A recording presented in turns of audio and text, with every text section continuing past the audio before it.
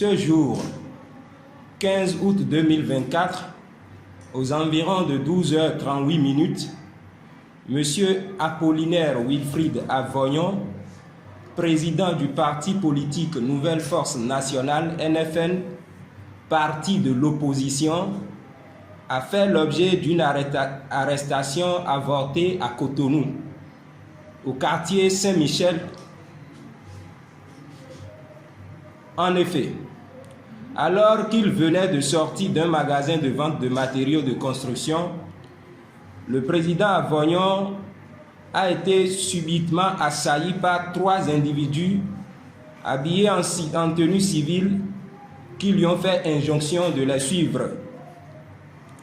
À la question de savoir qui ils étaient et pourquoi il devrait les suivre, les individus lui ont répondu qu'il s'agit de la police républicaine. Le président a alors exigé d'en avoir la preuve et l'un d'entre eux a demandé à son second de lui montrer sa carte, ce qu'il a fait. Le président les a donc suivis sans aucune opposition. C'est ainsi qu'ils l'ont embarqué dans un véhicule de marque Lexus 330 de couleur cendre, immatriculé AV6063RB, qui était garé donc à côté. Une fois à bord, ils ont pris le téléphone et le passeport du président. L'un d'entre eux est sorti du véhicule et a pris une autre direction, tandis que la voiture a pris la direction contraire. À la question de savoir où ils devaient le conduire, ils ont dit qu'il le saura bientôt. Ainsi, ils ont commencé à faire des détours sur détours. Sur le parcours, l'un d'entre eux recevait constamment des appels téléphoniques. Après plus de 30 minutes de promenade, le véhicule s'est immobilisé dans les environs du stade général Mathieu Kérékou et leur coéquipier qui était parti entre-temps avec le téléphone et le passeport du président a rejoint le véhicule. Ils se sont entretenus quelques minutes, puis ont demandé au président de descendre. C'est alors qu'ils lui ont fait comprendre qu'ils se sont trompés de personne et qu'ils pouvaient disposer, lui présentant des excuses. Sur ces faits qui s'apparentent à un autre relaté récemment concernant un autre citoyen béninois, le parti Nouvelle Force Nationale dénonce fermement cette arrestation avortée perpétrée contre la personne de notre président Apollinaire Wilfried Avoyon.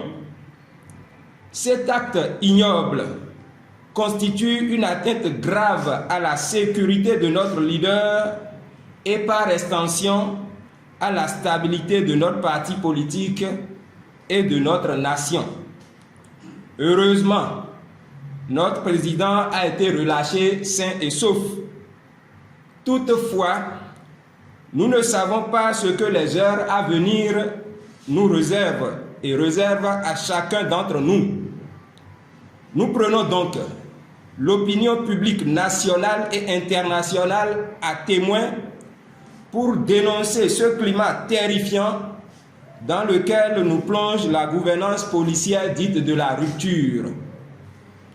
Cette tentative d'arrestation constitue une attaque non seulement contre la personne de notre président, mais aussi contre la nation et surtout contre les valeurs démocratiques que nous défendons avec détermination. Nous appelons donc les autorités compétentes à mener les enquêtes nécessaires afin de clarifier cette situation combien déplorable.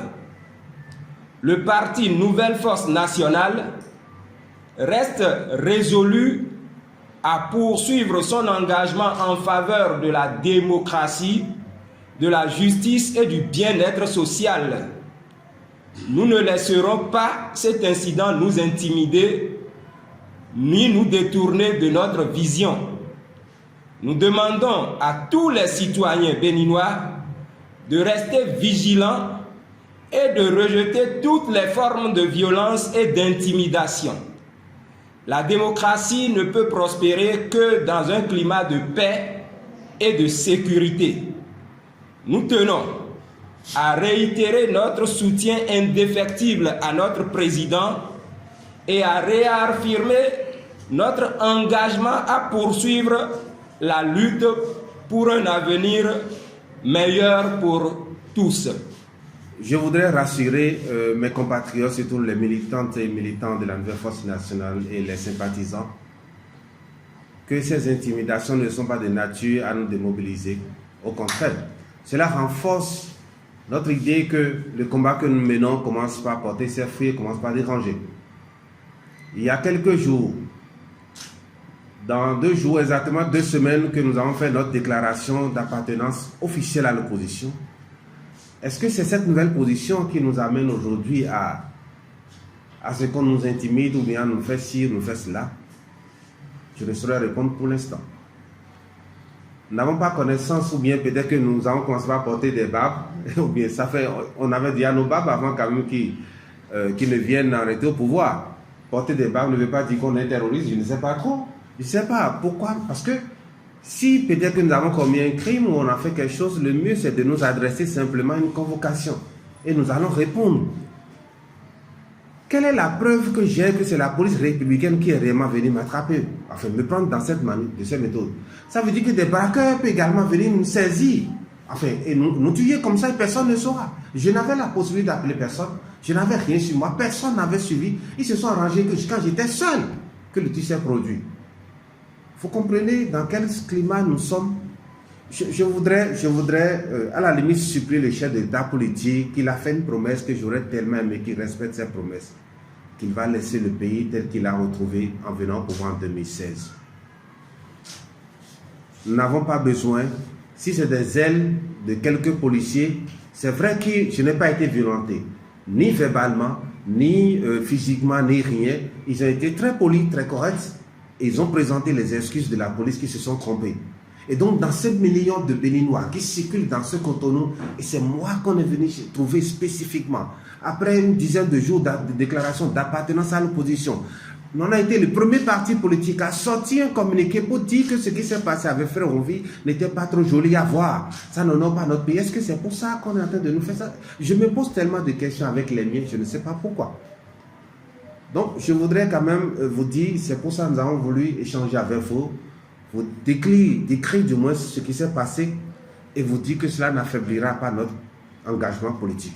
Ça fait plus de 5 ans que nous sommes dans ce combat parce que nous avons une autre manière de penser, de voir la gouvernance, de la gestion du pays qui n'est pas conforme à ce que la manière dont eux gèrent.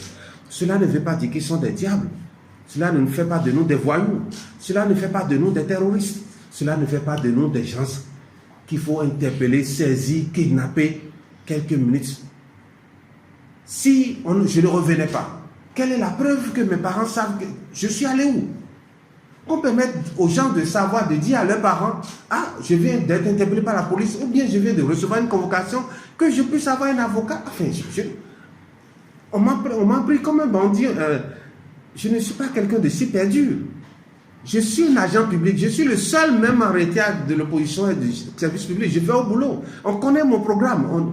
Je fais où pour qu'on puisse venir m'interpeller de cette manière? Et ceux qui ont assisté peut-être ça vont dire voilà, c'est un bandit, c'est un quelqu'un. Non, je pense que nous avons l'obligation de faire les choses avec beaucoup plus d'élégance, beaucoup plus de finesse, pour que nous puissions.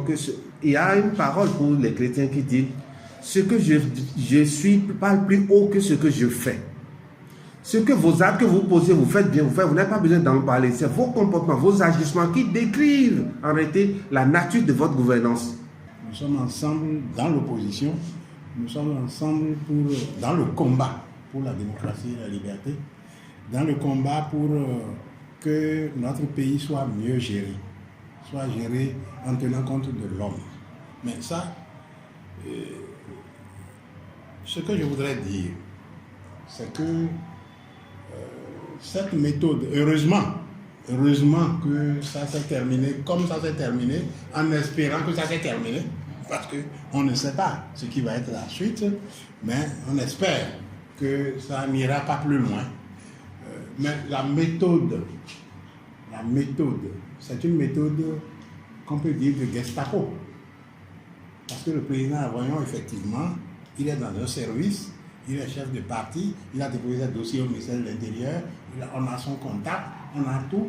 On aurait pu, si on avait besoin de lui, si on avait besoin d'un certain nombre de renseignements de sa part, on aurait pu lui adresser une convocation. Mais c'est une méthode de Gestapo. Et je voudrais dire au pouvoir de la rupture que cette méthode n'est durable nulle part. Cette méthode ne permet pas à un pouvoir de s'éterniser et de rester. Non. C'est une méthode qui est souvent combattue par le peuple et qui ne permet pas à un pouvoir de sortir par la grande porte de l'histoire. C'est pour ça que c'est beaucoup mieux, plutôt que d'utiliser de ce genre de méthode, plutôt que d'utiliser la terreur. Parce que c'est de ça qu'il s'agit.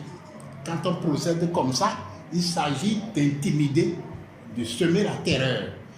Plutôt que d'utiliser ça, ce qui est préférable pour qu'un pouvoir sorte par la grande porte, c'est de libérer les détenus politiques, de faire revenir les exilés et que nous nous asseyons pour discuter de comment notre pays doit être géré. C'est la meilleure chose à faire pour l'instant parce que cette méthode-là ne permet pas de sortir par la grande porte.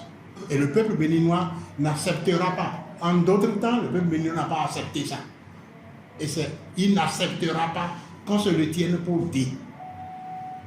Mais je voudrais féliciter le président Avoyon, lui donner, et heureusement que ça s'est terminé. Pour d'autres, ça ne s'est peut-être pas terminé comme ça. Et en plus, je tire un élément de ce qu'il a dit. Quand le pouvoir lui-même utilise cette méthode, ça ouvre la voie non seulement à l'insécurité d'État, mais à l'insécurité tout court. Parce que n'importe qui peut aller enlever n'importe qui, dans n'importe quelle condition. Et puis, bon, on commencera à retrouver des corps, on commencera à faire des assassinats, des crimes crapuleux, et le pouvoir sera responsable de ça, puisque c'est lui qui a introduit la méthode. Alors, par rapport à ça, il vaut mieux laisser tomber ce genre de traitement, ce genre de méthode, et puis aller à la pacification de la situation. Ça permettra de sortir par la grande porte, comme le président Mathieu Térékou est sorti par la grande porte. Bon, ouais. On a un exemple historique. Ce n'est pas que ce qu'on dit là, c'est nouveau, non. L'exemple est là. On a un exemple historique. Par conséquent, il suffit d'appliquer ça. Et puis bon, ça sera mieux pour tout le monde. Ça sera même mieux pour le pouvoir lui-même. Moi, c'est Abibou Roukoubou, député du Parti Les Démocrates. Nous avons appris ce soir que notre camarade Apollinaire Avoyon a fait l'objet d'enlèvement ce matin. Dieu merci, il a été relâché à ce qu'il paraît. Alors, lorsqu'on fait la correspondance avec ce qui s'est passé avec Ouvi, je crois qu'il y a lieu de s'inquiéter. Oui, je crois que ces manières-là commencent à prendre corps dans notre pays et cela n'est pas bon pour un pays qui se trouve être un pays démocratique. Et comme Avoyon vient de le dire, si nous ne sommes plus en démocratie, ce n'est pas un problème. Qu'on s'entende et qu'on dise que nous ne sommes plus en démocratie. Et là, chacun saura ce qu'il faut faire. Parce que la démocratie, ce n'est pas une fin en soi. Beaucoup de pays aujourd'hui, en Corée du Nord, il n'y a pas de démocratie. Au Qatar, il n'y a pas de démocratie. En Iran, il n'y a pas de démocratie. Et les gens vivent. Et pour cela, il faut qu'on s'entende là-dessus. Pour dire, bon, maintenant, là, on a fini avec la démocratie. Et là, on sait que, bon, il n'y a plus d'opposition, il n'y a plus... Mais si nous considérons que nous sommes toujours en démocratie, je crois que ça ne s'entend pas. Je crois que ça fait mal. Et il est temps qu'on arrête avec. Trop, c'est trop. Donc, nous sommes venus ici, c'est pour soutenir donc, le camarade Avoyon et dire que ce qui est en train de se passer n'est pas bon et qu'il faut arrêter. Si c'est pour faire peur, je crois que nous avons déjà traversé l'étape de la peur. Nous, on n'a plus peur. Oui, on n'a plus peur. Ça, là, s'ils veulent, nous avons abandonné cette stratégie-là. Ça ne marchera plus. C'est fini, ça. Moi, c'est honorable Wassan Garibia Sika Abdelkabel, député du Parti démocrate, député du Parlement de la CEDEAO. Avant de commencer, je tiens à dire au président Avoyon, Dieu merci. Et aussi lui donner comme conseil dès ce soir de changer son portable, de s'acheter un nouveau portable. Parce qu'on ne sait pas en 30 minutes ce qui a été fait à votre portable. Et j'aimerais ajouter et dire aux apprentis dictateurs, comme l'a dit mon collègue, trop c'est trop. Il n'y aura pas d'un troisième mandat au Bénin. Il n'y aura pas un troisième mandat déguisé. La peur, je dis et je le répète, a changé de camp. Rien ne nous effraie. Un comportement de mouche, réaction de tapette. On est en démocratie, soit on n'est pas en démocratie. Ce qui s'est passé en 2019, en 2020, en 2021, ne se passera pas en 2026. On ira aux élections et le peuple choisira son président. Et je profite pour dire, le code électoral sera relu. Et que le président Patrice Talon va promulguer le nouveau code électoral qui sera relu au Parlement. Il est venu en 2016 par les élections. Il ne pourra plus être candidat en octobre 2025 et on aura un nouveau président en mai 2026. Je profite pour dire à la police républicaine. La police républicaine n'est pas là pour le président Patrice Talon.